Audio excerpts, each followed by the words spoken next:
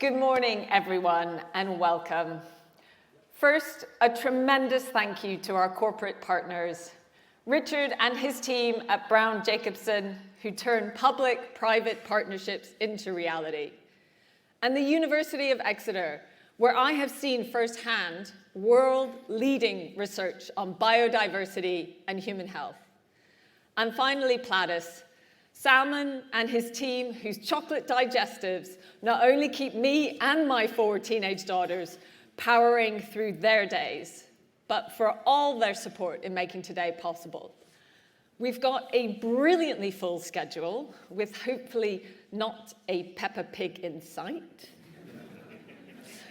And while it has been an important but difficult road for the CBI and our people, I've always believed in this organization and the power of what we can do with you, our members, by our side.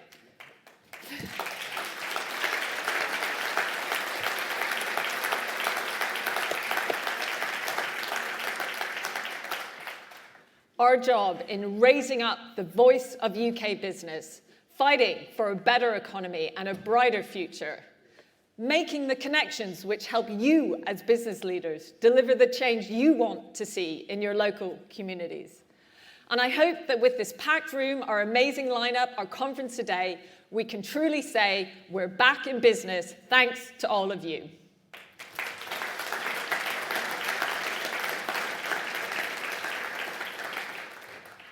Right now, we, this country, this government, all of you, are standing on a shoreline.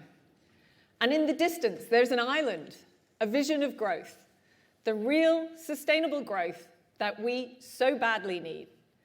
It's a vision we all share. It's a vision the Prime Minister and the Chancellor set out with strength and determination. And it's a vision we in business feel down to our very bones. But what we must all understand is that there is only one force that can bridge that gap. Only one force that can turn that vision into a reality. And it's the people in this room. It's the ideas, the ingenuity, the investment of business. You truly are the engine of growth. The ones who are quietly creating jobs, opportunities, and better quality of life in your communities. But it's been a tough few years, with too much time spent on just fighting fires. Boardrooms have been crying out for stability, optimism, and the possibility of thinking for the long term again. That's what we've been pressing this government for. Be bold, be brave, give hope, and have confidence. And we saw the Chancellor deliver on that in part, with stability in our public finances, with the brave decision to create more space in our fiscal rules for capital spending. This should unlock private sector investment in our infrastructure and the net zero transition. It would have been much easier to focus only on the here and now, but instead, this was a choice for future generations.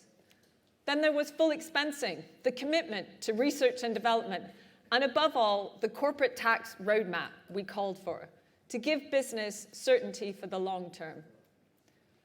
And when we look into the international scene, no one can be sure of what's coming. The long and tragic war in Ukraine, the devastating conflict in the Middle East, the specter of rising protectionism and saber-rattling from across the pond. In an uncertain world, it is even more important that we stand up for what we believe in, that we raise up the voice of business, that we reach out our hands across borders.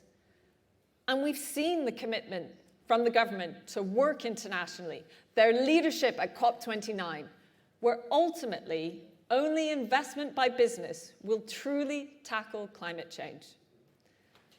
The welcome reset of our relationship with Europe, the engagement with China and the recognition of its economic importance.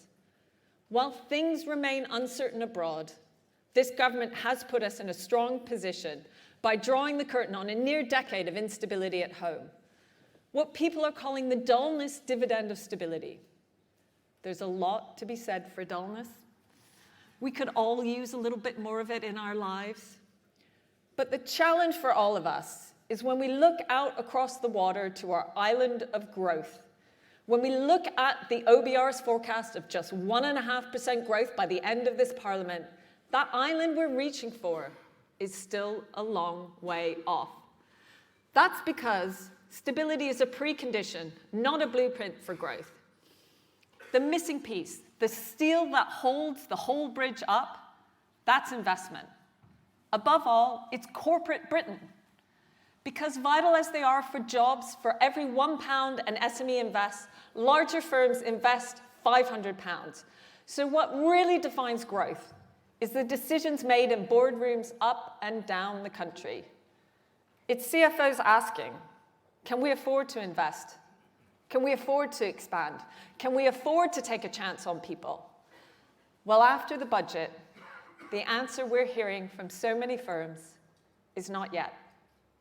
The rise in national insurance, the stark lowering of the threshold, caught us all off guard. Along with the expansion and the rise of the national living wage, which everyone wants to accommodate, and the potential cost of the Employment Rights Bill, they put a heavy burden on business. Companies I speak to want to be creating more opportunities, more investment, more training in their local communities. But instead, so many, especially in retail and hospitality, have gone into crisis containment. Even where the risk isn't critical, firms that have been through really tough years are now in damage control again. They are looking with heavy hearts to cut training and investment, delay net zero projects, or pass on costs to customers. Then there's the farming sector and family businesses. Just days ago, farmers marched past this conference center in their thousands. On top of NICs and all the other measures, they've had changes to inheritance tax and business property relief. Some see those solely as personal taxes, but these are companies where the professional is truly personal. And too many are fearful for the impact, fearful they can't pass on their livelihoods onto future generations. And as one family business owner powerfully told me, they've had to scrap investment they wanted to do to put money aside just in case the worst happens. Across the board, in so many sectors, margins are being squeezed, profits are being hit by a tough trading environment that just got tougher. And here's the rub. Profits aren't just the extra money for companies to stuff into a pillowcase. Profits are investment. They shape your ability to invest and grow. Future profits are your reason to invest. And from the leaders I talk to, they are clear. Responsible business is using profit to solve the problems of people and planet. That's why profit's not a bad thing. It's not a dirty word. If you're a multinational, profits create projects that create new jobs in the UK rather than elsewhere. And if you're a low-margin business, profits are pay rises, health benefits, investment in technology. And if you're a small business, profits are survival. When you hit profits, you hit competitiveness, you hit investment, you hit growth. Almost 2/3 of firms told us this budget will damage UK investment. That's why we're still so far from that island, from the growth the Chancellor has rightly said matters, not only for politics, but for people's livelihoods and life ambitions. Well, I didn't come into this job to step back from our ambitions. I am determined. I know we all are. Determined to play our part. Because leaders are naturally optimistic, energetic. I mean, many of you have met our chair, Rupert. The point is that after 8 years of downcast ambitions, of weak growth, I know we are all dead set on getting our economy moving again. So my message today to government and to all parties is work with us to get there. Let's build that bridge together. From now on, we need to shift from consultation to co-design. Tax rises like this must never again be simply done to business. That's the road to unintended consequences. Instead, we need an elevated partnership for a higher purpose. And the CBI stands ready. And I know this government wants us to be that partner, to be a critical friend, to be able to speak truth to power, but ultimately recognize that elected governments are the ones who must decide. So last, I want to set out 3 pillars for that bridge. First, the immediate. Too many businesses are having to compromise on their plans for growth. We can't let that stand. Tax rises have put pressure on business, so we must relieve some of that pressure. Let's speed up fixing our broken business rate system. Let's help people into work. Right now, there are an estimated 9 million working-age people out of the labor force. Getting them back in and raising productivity are mission critical, not only for growth, but for the well-being of our society. Business is essential for that. But the budget just made it harder for our firms to take a chance on people. Our survey showed that half are now looking to reduce headcount. Almost 2/3 are looking to cut their plans to hire. The OBR says the national insurance rises alone will reduce labor supply by 50,000. But if we made it easier for firms to provide occupational health at work, this could help 34,000 people stay in the workforce. The budget also announced £40 million for the new Growth and Skills Levy. But what we need is immediate flexibility in the levy so firms can use the funds for the training they need right now. We need a whole systems approach to support the health of our workforce and our nation, based on the insights and ideas of all of you. Next, let's look to the world. If you look at the most successful economies of the last 50 years, there's one common denominator: a strong, clear, and modern industrial strategy.